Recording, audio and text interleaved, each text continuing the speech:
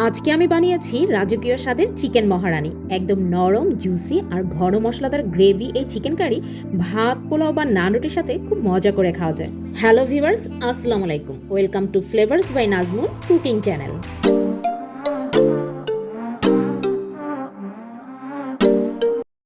সহজ উপকরণে ঘরেই বানাবো রেস্টুরেন্ট স্টাইলে পারফেক্ট চিকেন মহারানি। প্রথমে আমি মুরগির মাংসটাকে ভালোভাবে ধুয়ে পরিষ্কার করে নিলাম।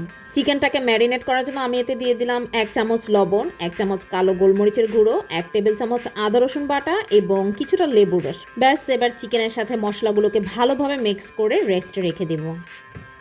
চিকেনটাকে রেস্টে রেখে আমি কিছু গোটা মশলা নিয়ে নিলাম। এগুলোকে আমি গুঁড়ো করব, আর এই জন্য প্রথমে আমি মশলাগুলোকে টেলে নিব। এজন্য আমি নিয়ে নিলাম জয়ত্রী, জয়ফল, 7-8টা লং, 4-5টা এলাচ, 2 চা চামচ জিরা, 2টা দারচিনি এবং 5-6টার মতো শুকনো মরিচ। মরিচের পরিমাণটা আপনারা আপনাদের পছন্দ মতো বাড়াতে বা কমাতে পারবেন। আপনারা যদি ঝাল বেশি খেতে পছন্দ করেন তাহলে এখানে 10 থেকে 12টা মরিচও দিতে পারবেন। আর এই গোটা মশলাগুলোকে অবশ্যই চেষ্টা করবেন টেলে নেওয়ার জন্য, কারণ মশলা গুঁড়ো করার আগে হালকা করে ভেজে নিলে মশলার ভেতরের তেলটা বের হয়ে আসে, আর এতে করে রান্নার ঘ্রাণ এবং স্বাদ দুটোই বেড়ে যায়। আর এই ভাজা মশলাটা গ্রাইন্ডারে দিলে খুব সুন্দর মিহি করে গুঁড়ো হয়, আর এই মশলাটা কিন্তু দীর্ঘদিন যাবৎ সংরক্ষণও করা যায়। তবে হ্যাঁ, খেয়াল রাখতে হবে মশলাটাকে কিন্তু খুব বেশি পুড়িয়ে ফেলা যাবে না। হালকা আছে 1 থেকে 2 মিনিট নেড়ে নিলেই কিন্তু যথেষ্ট। তা না হলে মশলাটা যদি পুড়ে যায় তাহলে কিন্তু মশলাটা তিতা হয়ে যেতে পারে। আর আপনারা দেখতেই পেলেন আমি কিন্তু মশলার সাথে কাজু বাদাম আর কাঠবাদামটাও একসাথে মিক্স করে নিয়েছি। এখন এই মশলাগুলোকে আমি গ্রাইন্ডারে দিয়ে গুঁড়ো করে নিব। এবার আমি একটা প্যানে পরিমাণ মতো তেল দিয়ে পেঁয়াজ কুচি দিয়ে দিলাম। পেঁয়াজটা যখন ব্রাউন কালার হয়ে আসবে তখন দিয়ে দিব 1 কাপ পরিমাণে পেঁয়াজ বাটা। পেঁয়াজটাকে খুব ভালোভাবে কষাতে হবে। পেঁয়াজের পানিটা শুকিয়ে গেলে এবং পেঁয়াজ থেকে তেল বের হয়ে আসলে ঠিক সেই পর্যায়ে দিয়ে দেব আরও 1.5 টেবিল চামচ আদা রসুন বাটা। এবার সবগুলো উপকরণ আর একটু সময় নিয়ে ভালোভাবে কষাতে হবে। আদা রসুন বাটা থেকে যখন সুন্দর একটা স্মেল বের হয়ে আসবে ঠিক সেই পর্যায়ে দিয়ে দেব 2 চা চামচ ধনিয়ার গুঁড়ো। এরপর সামান্য পরিমাণে পানি দিয়ে মশলাটা কষিয়ে নেব, যাতে করে মশলাটা পুড়ে না যায়। মশলাটা কষানো হয়ে গেলে ম্যারিনেট করে রাখা মুরগিটা দিয়ে দেব। এবার মশলার সাথে মুরগিটাকে ভালোভাবে কষাতে হবে। মাংসটা কষানো হয়ে গেলে দিয়ে দিব ফ্যাটানো টক দই। আমার বাসায় টক দইটা শেষ হয়ে গিয়েছিল, তাই আমি দুধের সাথে কিছুটা পরিমাণে লেবুর রস দিয়ে টক দই বানিয়ে নিয়েছিলাম। এরপর দিয়ে দিব ভাজা মশলার গুঁড়ো।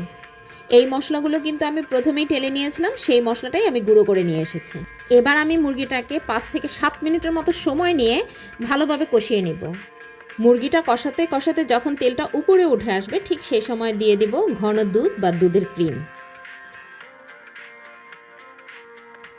দেখুন, চিকেনটাতে কিন্তু খুব সুন্দর একটা গ্রেভিনেস তৈরি হয়েছে। চিকেনের ওপর যখন এরকম তেল উঠে আসবে ঠিক সেই পর্যায়ে চিকেনটাকে ফাইনাল কুক করার জন্য পরিমাণ মতো পানি দিয়ে দিলাম। এবার আমি চিকেনটাকে ঢাকনা দিয়ে ঢেকে প্রায় 10 মিনিটের মতো কুক করে নিব। চিকেনটা হয়ে এলে দিয়ে দেব স্বাদমতো লবণ, 1 চামচ চিনি। এখানে আসলে আমার লবণটা স্কিপ হয়ে গেছে, যেটা আসলে ক্যামেরা বন্দি করা হয়নি। এরপর দিয়ে দেব 5-6টা কাঁচামরিচ এবং সেই সাথে ধনেপাতা কুচি। আমি আবারও বলে নিচ্ছি, ঝালটা আপনারা আপনাদের পরিমাণ মতো দিবেন। যেহেতু আমি ঝালটা কম খাই তাই আমি কমই দিয়েছি। আপনারা চাইলে এখানে আরও বেশি মরিচ অ্যাড করতে পারেন। তো আমার রান্নাটা কিন্তু অলমোস্ট ডান। এবার চলুন আপনাদেরকে সার্ভ করে দেখাই। দেখুন, চিকেনের কালারটা কিন্তু খুবই সুন্দর এসেছে। সেই সাথে এই চিকেনটা কিন্তু খুবই জুসি এবং সেই সাথে এর যে ঝোলটা, এর গ্রেভিনেসটাও একদম পারফেক্ট হয়েছে। ভিডিওটা ভালো লেগে থাকলে অবশ্যই একটা লাইক, কমেন্ট এবং শেয়ার করে দিবেন। ফেসবুক পেজ থেকে দেখলে একটা ফলো দিয়ে দিবেন, আর যদি ইউটিউব থেকে দেখে থাকেন তাহলে অবশ্যই চ্যানেলটাকে সাবস্ক্রাইব করে রাখবেন।